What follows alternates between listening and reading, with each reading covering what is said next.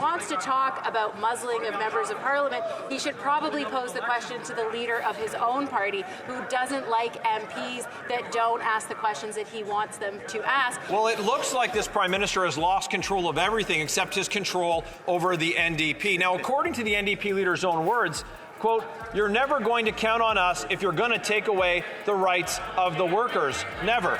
If the member opposite wants to talk about pensions, he could talk about the pension of the leader of the opposition, who, because he's been here for 2 decades, is estimated at being about $2 million.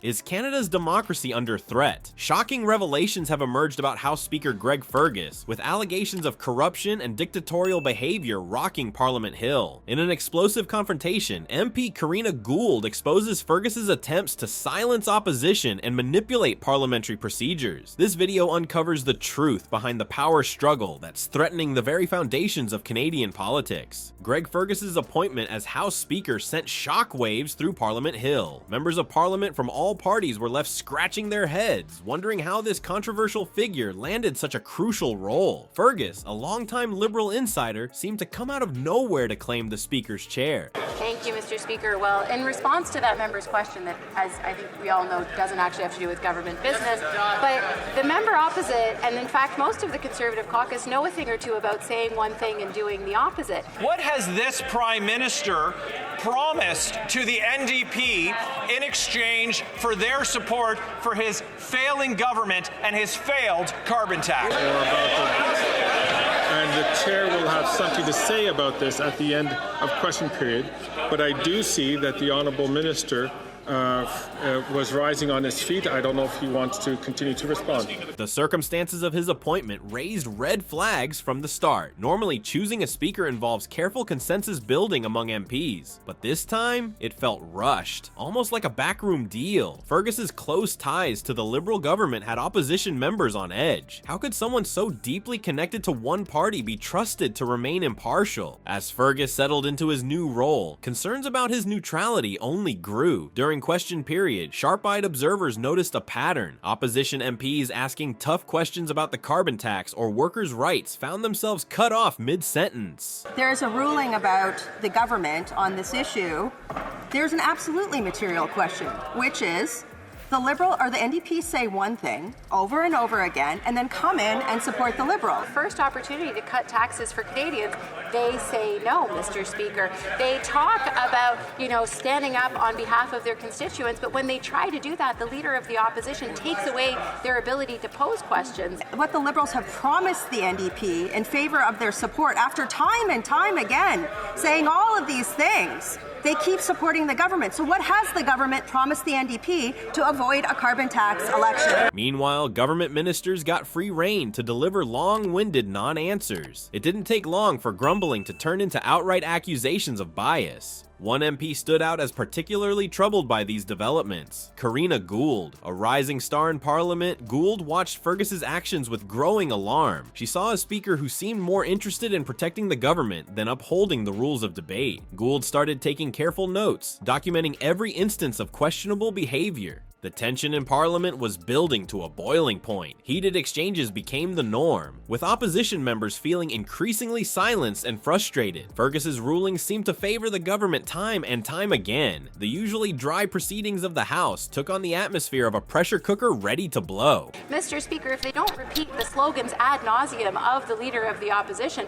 they're simply not allowed to speak. They're pretty good at saying one thing and doing another. Thank you, Mr. To be very clear, Speaker, the leader of the NDP has gotten up and railed against the Liberals for the GST measures, against workers, every possible thing. The NDP has said the government is incompetent. But the leader of the opposition refuses to get a security clearance to actually learn about what happened. Mr. Speaker, he should put the security interests of Canadians ahead of his own personal interests. Then came the moment that shocked even the most jaded parliamentary observers. During a crucial debate on government spending, Fergus made a ruling so blatantly partisan, it left the chamber in uproar. He shut down legitimate questions about budget transparency, citing obscure procedural rules. The opposition benches erupted in anger, accusing Fergus of acting like a Liberal puppet rather than an impartial referee. As the dust settled from this explosive incident, Karina Gould knew she couldn't stay silent any longer. Week after week, she had watched a disturbing pattern emerge. Fergus wasn't just making occasional missteps, he was systematically undermining the very foundations of parliamentary democracy. Gould realized she had stumbled upon something much bigger than simple favoritism. The question was, what would she do with this dangerous knowledge? Sometimes the most damning evidence comes from the most unexpected places. For Karina Gould, it was a seemingly insignificant slip of paper that would blow the lid off the biggest scandal in recent Canadian political history. As Gould pored over parliamentary records late into the night, a pattern began to emerge. Fergus wasn't just making occasional missteps, he was systematically manipulating House procedures to shield the government from scrutiny. She meticulously documented every instance where Fergus cut off opposition questions about the carbon tax or the NDP support for the Liberals. Each ruling, each interruption, painted a picture of a speaker determined to silence dissent.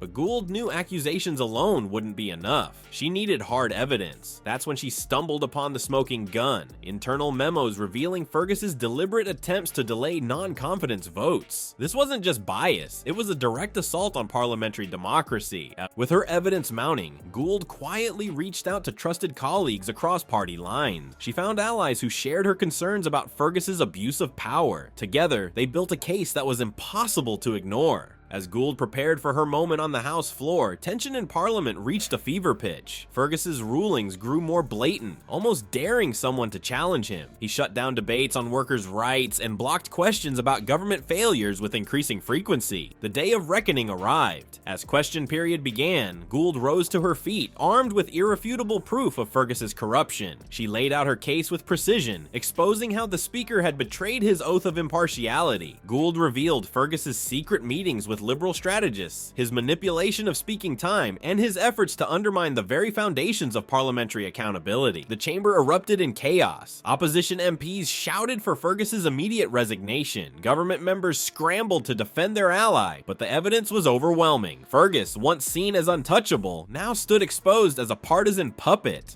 As accusations flew and tempers flared, one thing became clear: Canadian democracy was facing its greatest test in generations. The battle lines were drawn, and the fight for the soul of Parliament had only just begun. The fallout from Gould's bombshell revelation sent shockwaves through Parliament Hill. Fergus's position as Speaker became untenable, with calls for his immediate resignation echoing across party lines. The Liberal government found itself scrambling to contain the damage, their credibility in tatters. But the implications of this scandal reach far beyond one corrupt speaker. It exposes deep cracks in the foundation of Canadian democracy. How many other abuses of power have gone unchecked? The very institutions meant to safeguard our political system now face intense scrutiny. This crisis demands action. New rules to ensure speaker impartiality and greater transparency in parliamentary procedures are urgently needed, but real change requires an engaged citizenry. Stay informed, question authority, and make your voice heard. Our democracy's future depends on it.